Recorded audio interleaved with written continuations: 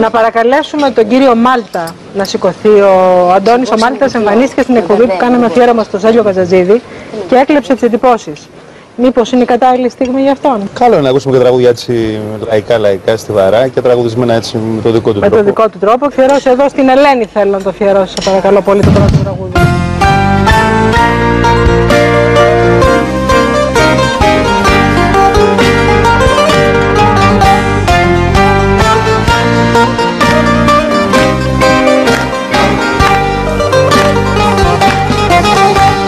Επιστροφές, καταστροφές, έχω για σένα ναι κάνει πολλές. Οι αντοχές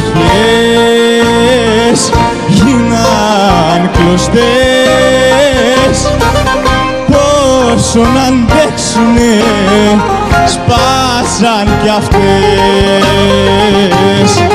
Κάθε που γύριζα το πανηγύριζα, την ίδια έκανα υπομονή. Όμως γελάστηκα, σε όλες βιάστηκα, καμιά δεν άξιζες επιστροφή.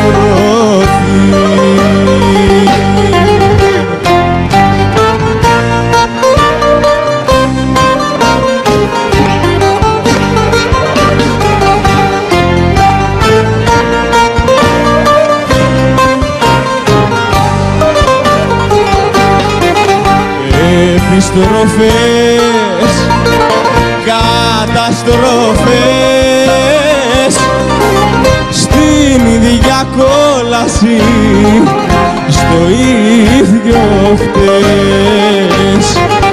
Όμως μετά, κάθε μετά,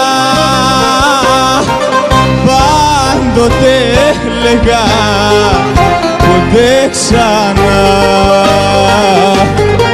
Κάθε που γύριζα το πανηγύριζα, την ίδια έκανα υπομονή. Όμως γελάστηκα, σε όλες βιάστηκα, καμιά δεν άξιζες επί